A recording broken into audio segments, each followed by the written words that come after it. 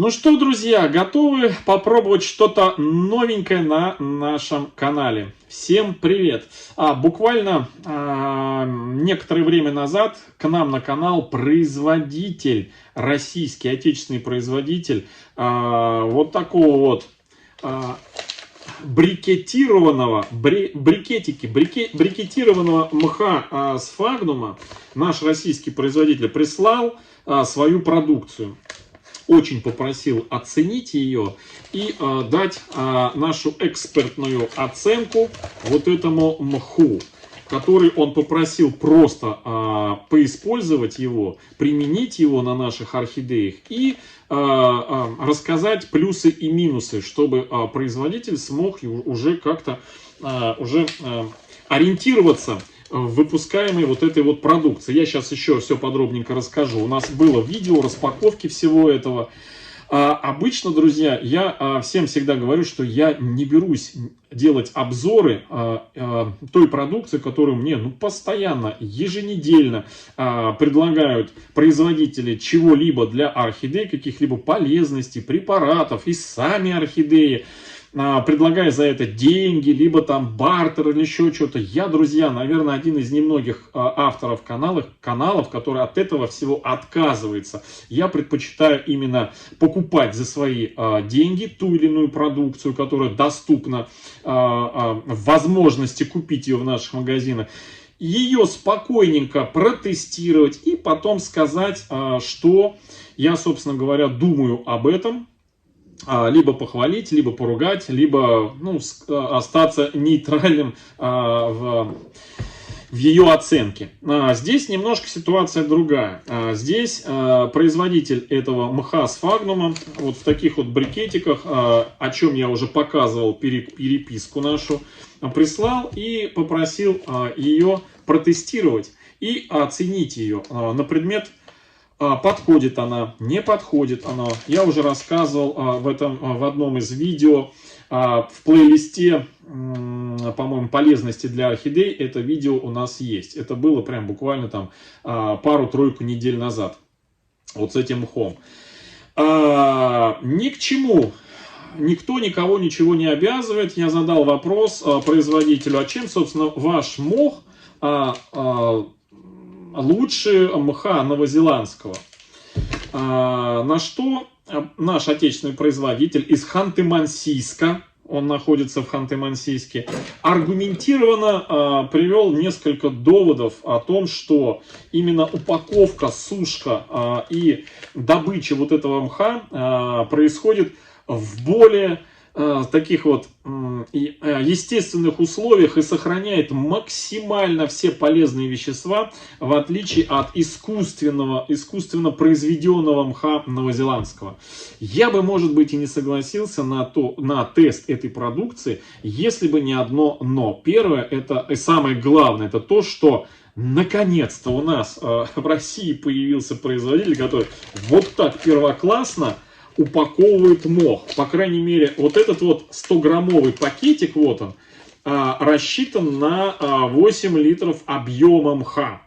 Вот один пакетик, вот второй, другой какой-то пакетик, мох сфагнум. И отдельно пакет для, я так понимаю, орхидей. Смотрите, какая премиальная упаковка. Даже прям, мне так прям, знаете, и даже любителю какому-нибудь орхидей сделать подарок вот этого мха, прямо вот для подарка. Прям обалденно. Значит, что мы сегодня сделаем? Мы с вами подготовим орхидею Дракарис для посадки вот в этот вот мох сфагнум. У нас на канале есть не одна орхидея, которая прекрасно растут в новозеландском мхе сфагнуме, прекрасно растут в частным способом добытым мхом сфагнумом из болот наших российских. Ну, есть люди, которые не профессионально этим занимаются, а просто добывают его и живой присылают. Вот такой живой, мы в живой такой мох сажали. Ну, как живой? Он не рос, он, скажем, такой отмер. Мы его чуть подсушили и потом использовали. И прекрасно в нем орхидеи растут. И вот время пришло испытать вот такой мох сфагнум. ханты-мансийского производителя ООО «Сфагнум». Город Ханты-Мансийск, улица Мира, 51, офис 1. Я так понимаю, что видео это будет в двух частях. Сегодня у нас будет подготовительный процесс. Мы, во-первых, подготовим сам мох. Во-вторых, мы распотрошим орхидею дракарис. На ваших экранах образец ее цветения. Мы, конечно, не этот образец будем потрошить, а другую. У меня еще одна есть орхидея дракарис. А это вы, как поняли, кто не знает, это и есть орхидея дракарис, орхидея биглип дракарис. Вот так вот я вам ее поближе покажу, чтобы у вас, у большинства слюни потекли. В одном из видео про эту орхидею я уже рассказывал, почему ее назвали дракарис. Ну, во-первых, это поклонники сериала «Игры престолов», «Лед и пламень», где мать драконов летала на своих дракончиках и, давая команду «Дракарис», дракон извергал клубы огня из своей пасти. И если вы обратите на губу биглипа этого, большую губу, то эта губа напоминает именно клубы пламени. И сама орхидея напоминает клубы такого вот сказочного, какого-то сюрреалистического огня, такого лилового, фиолетового, что ли, сиреневого. В общем, интересная орхидея. Она у нас растет вот в такой вот закрытой посадке, в мерном стаканчике. Это одна из 7 биглипов, посаженных, ну, уже не 7, а уже больше. Просто у нас есть плейлист, называется 7 биглипов, плюс 3. 7 в мерные стаканы и 3 в обычные. Вот в такие вот стаканчики посажены, но способ один. Это орхиата и мох. И все. И вот эти вот ручки. И вот сегодня, друзья, мы будем с вами вот такой вот мох применять. Ну, что я могу сказать? Здесь написано, значит, назначение вот этого. Ну, тут орхидейка нарисована, да? Я так понимаю, что вот это для орхидейки. Причем у нас здесь Сфагнум Магелланикум размер L. Сфагнум Эко. 100 грамм. Насколько, на какой объем именно вот этот пакетик, не написано. Вот на этих пакетиках написано, что это на 8 литров. Мы сейчас вскроем вот этот пакет. Ага. Вскроем этот пакет, чтобы не тратить время. Чем он отличается вот от этих, вот от этого мха Сфагнума, от других вариантов, ну, визуально цвет какой-то другой, какими-то пятнышками. В общем, друзья, пробуем. А не попробуем, не узнаем. Я его вскрываю.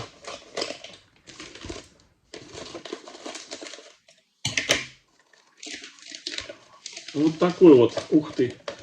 Прям, он даже на ощупь такой прям, друзья, такие тактильные ощущения, приятные. Такое ощущение, как будто я в руках держу пеноплекс, утеплитель. Ну, типа пенопласта, но только пеноплекс. Так, в общем, слушайте, а пахнет этим прудом. Прудом пахнет. И мхом этим именно. Так, ну что, значит, я беру емкость. У меня емкость на 5 литров. Вот эта емкость на 5 литров. Кладу в эту емкость вот этот, я не знаю, он будет ломаться, нет? Опа, ломается. Похож как на это, на ДВП. Кладу его сюда. Вот так. И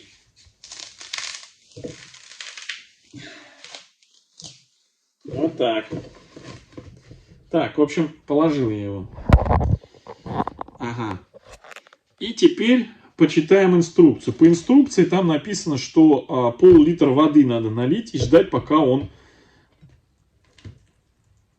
он набухать начинает. Вау, друзья, смотрите, я лью, а он тут же впитывает эту воду. И смотрите, сразу увеличивается в объемах. Вау! Он поднимается, друзья, он поднимается. Так, ну давайте так, пока он поднимается, а он поднимается, растет, я быстренько прочту, что тут написано на упаковке. Значит, назначение. Используется самостоятельно или в качестве... Ой, прямо этим прудом запахло. Ой, друзья, летом пахнет.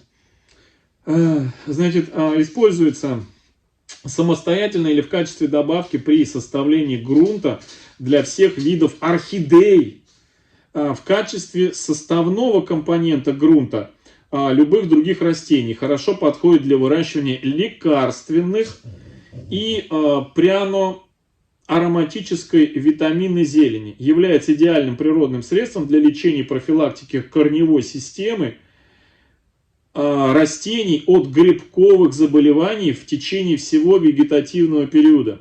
Значит, способ применения. Брикет выложить в подходящую посуду, залить около 0,5 литров воды. После того, как брикет полностью набухнет и впитает всю воду, продукт можно использовать по назначению. Состав. Сфагновый мох 100%. Биоразлагаемый продукт, не требует утилизации. Хранить в сухом месте, избегая попадания прямых солнечных лучей при температуре не выше 25 градусов Цельсия. Срок хранения в герметичной упаковке 3 года. Так, ну вот налили мы водички. По-моему, вся моментально вода, друзья, впиталась вся. Вот такой вот он стал. Но мне кажется, что можно было бы сюда даже еще пол-литра воды влить. Но не будем. Он уже стал мох такой, как вот, знаете. Кстати, очень похож на мох новозеландский, вот, который в брикетах, видите. Вот, он точно так же, вот прям вот точно так же разбухает и вот такой же по консистенции становится. Так, ладно, пускай пока полежит, а мы с вами, друзья, перейдем к следующему этапу. Нам нужно вместе с вами, пока мох набухает, мы его закроем вот здесь, мы с вами начнем подготавливать дракарис. Я уже говорил, но не вот этот. Это, у нас есть другой дракарис. Вот он. Вот он. Вот его, друзья, мы сегодня сейчас распотрошим. Убираю дракарис пока, вот этот, чтобы не задеть, в стороночку. И мы с вами сейчас приступим к...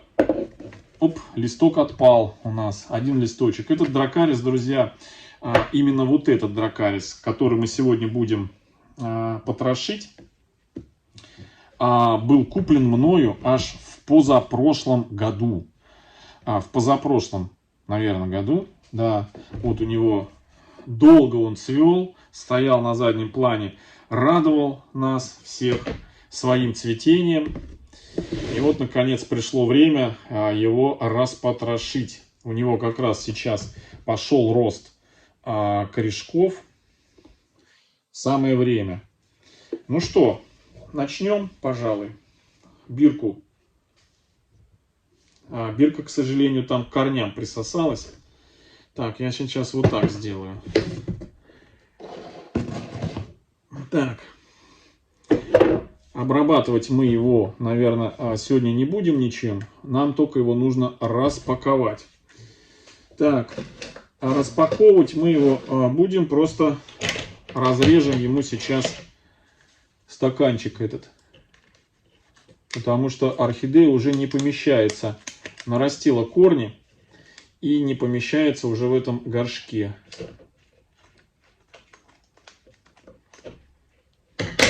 Вот. Опа.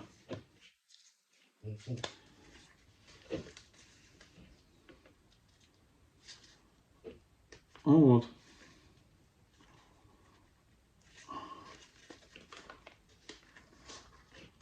Сняли. Вот такой вот он.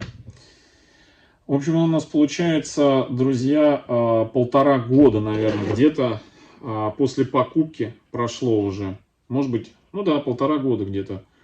Так, бирка вот это у нас, чуть-чуть ее надо, оп, вытащили. Ну что, потрошим. Часть мха, кстати, можем не выбрасывать, а я сейчас часть мха возьму в маленькое вот это кашпо, ну или куда-нибудь в емкость положу, для того, чтобы потом добавить его в тот мох, в который будем сажать. Так, повторюсь еще раз, у нас есть не одна, даже видите, у нас этот мох зазеленел. Он зазеленел, на него водоросли покрылись. Этот мох мы весь с поверхности уберем, его выкинем. А тот, который внизу, внутри, хороший. Вот это вот новозеландский мох, друзья. Вот. Он по консистенции, ну, такой же, как и тот, который нам прислали на оценку. Так, вот у нас здесь воздушный корень, вот этот торчит. Он хоть и растет, но он нам не представляет какой-то, знаете, этой ценности, потому что он нам в горшок не поместится. Срезаю вот этот вот цветонос, он там тоже не нужен, он пока только мешается. Вот так вот я его. И вот эти корни сухие тоже срежем, но для начала нужно нам распотрошить все вот это. Так, какие-то хорошие кусочки мха я оставляю для того, чтобы его добавить в ту посадку. Все, потихоньку вот так вот выщипываю. Потихоньку, не торопясь. Главное корни сохранить, чтобы корни не повредить. Лучше подольше потратить времени. Во, вот сейчас докопался до хорошего мха. Вот из глубины вот этот мох возьму, потому что там в нем сейчас своя микрофлора, с которой себя орхидея чувствует, чтобы ее перенести в тот мох, в который мы сейчас будем ее пересаживать. Ну, не сейчас, а, наверное, в следующем видео. Сегодня мы вот это все приготовим. Мох у нас там набухнет. Так. А вот сейчас мы и сравним. Сейчас вот достану я мох. Вот он. Вот этот вот. Маська храпит. Прям. Вот. Изнутри. Вот его добавим мы в горшок. По цвету он практически такой же. Ну, немножко темный, потому что все-таки он уже используется сколько? После покупки уже прошло сколько? 1,5 года. И да, с момента посадки в этот мох еще, наверное, год прошел как минимум. То есть ему, наверное, 2,5 года.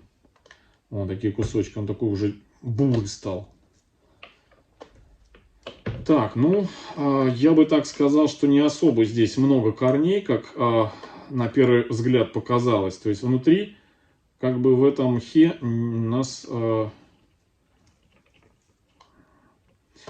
Кстати, следующее видео про посадку, где мы будем непосредственно сажать орхидею, я расскажу о том, как, значит, сам производитель, он же изобретатель и владелец вот этой компании, как он позиционирует этот мох для посадки фаленопсисов. Очень интересно, очень интересно. Я вам все подробненько будем пересаживать, покажу. В общем, друзья, давайте вот зачищаю я вот эти вот все сухари. Так, у нас здесь есть порченый такой вот. Я его на основании здесь я его срезаю. А он, видите, конец гнилой. Подрезаю ему хвостик. Опа, он зелененький там. Мы его прикапываем, сам вот этот вот пипку, которую я срезал, черную, я перекисью капаю. Оп. О, зашипела. Видите, пеночка покрылась. Вот она. Вот она. Так. Вот этот корень тоже я срезаю, потому что он вот здесь сломанный. Надрезы делаю, друзья, в местах слома. Ну, чтобы и как бы не резать хорошую живую ткань. Так. Вот эти все сухари удаляем.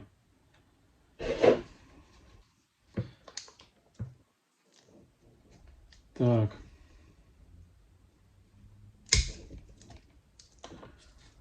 Сейчас все зачистим.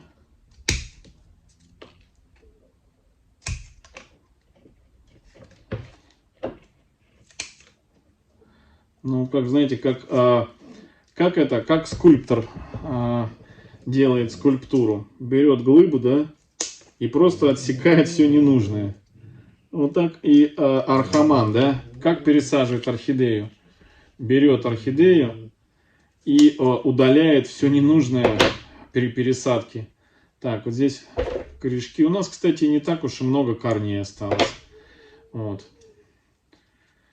Так, сейчас еще там у нас сухари остались. Так, вот этот корень, что у нас?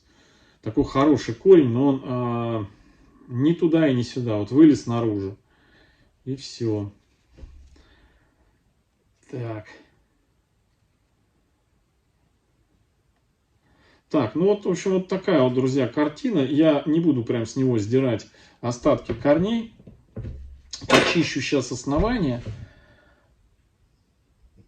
Уберу здесь чешуйки. Да, Масюша, да. Вот. Ой, как храпит девочка. Да ты ж сладкая моя. Она, кстати, вот таким храпом может разговаривать. Ты вот ей что-то сказал, она похрюкивает и выражает свои эмоции, там что-то. Да. Так. Мы, знаете что, сейчас вот распотрошили и ровно эту орхидею поставим подсыхать. Так, вот она чешуйка того листика, который отвалился у нас, который она отсушила. Мы его сейчас, друзья, эту чешуйку снимем. Вот, и сразу, смотрите, открывается чистенькая часть основания, зелененькая.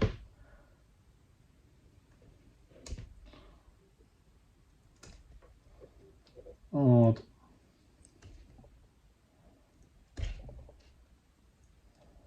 Оп. Ну, здесь вот все. У нас, друзья, есть плейлист на канале, который называется «Пересадка орхидей». Или у нас 3 плейлиста на канале, связанных про пересадку орхидей. И пересадка орхидей, и орхидеи, пересадка, итоги пересадки. То есть орхидеи после пересадки, как выглядят, как себя чувствуют. В общем, 3 плейлиста очень интересных. Заходите в раздел плейлистов. И там у нас десятки, даже уже, наверное, сотни видео про пересадки.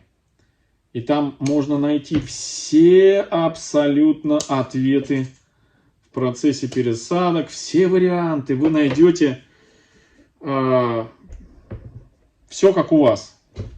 Будет обязательно вариант. Вы посмотрите и без проблем пересадите все.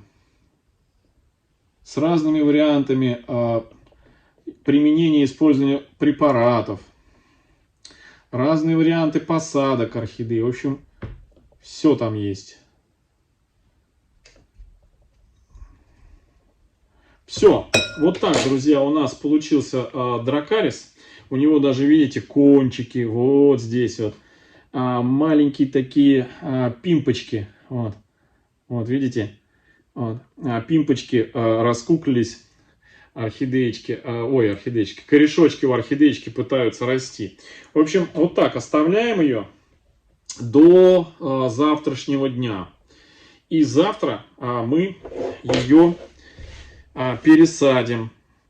А пока я ее поставлю вот в это кашпо с корнями, чтобы она подсыхала. Все наши срезы, чтобы подсыхали. Вот так. Да? О. Вот. А до завтрашнего дня, друзья, хочу вам предложить, напишите в комментариях, в какие бы горшочки вы хотели бы, чтобы я ее посадил вместе с вами. Вот в такой мерный стакан, либо вот в такой стандартный горшок, либо вот в такое вот кашпо, вот в такое прозрачное кашпо.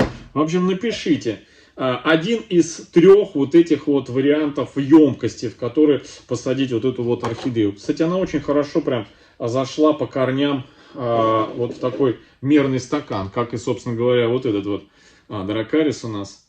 Смотрите, какая прелесть. Прям 2 брата-близнеца. Кстати, хочу сразу вам показать, как выглядит. Смотрите, он дорос до этого, до крышки уже разбух. Ой, ну прям пахнет вот он, как будто вот прям его, прям вот только что как будто. Смотрите, по консистенции, значит, сейчас я вам мох, который еще ни разу не использовался. Вот. И новозеландский мох. В принципе, ну, этот уже использовался, да, то есть он уже такой темный. Вот. Ну, не знаю, мне кажется, мох сфагнум, он и в Африке мох сфагнум. Как ни крути. В общем, друзья, завтра мы вместе с вами пересадим. Пускай еще полежит этот мох. Орхидеечка пускай подсохнет немножко. И мы ее упакуем в то, во что вы решите. В общем, друзья, всем хорошего настроения, всем добра, здоровья. Я почему, еще раз поясню. Я хочу, чтобы вот эта вот орхидеечка чуть-чуть подсохла и до завтра захотела пить, чтобы мы ее завтра взбодрили. Взбодрили антистрессом ее. Вот, чтобы антистресс на нее хорошо подействовал. Потому что мох сырой, из которого мы ее достали. И сейчас ее обрабатывать чем-то не имеет смысла. Нужно хоть чуть-чуть, чтобы она подсохла. И вот как раз сушки до завтра будет более чем достаточно. Все, друзья. Всем пока-пока.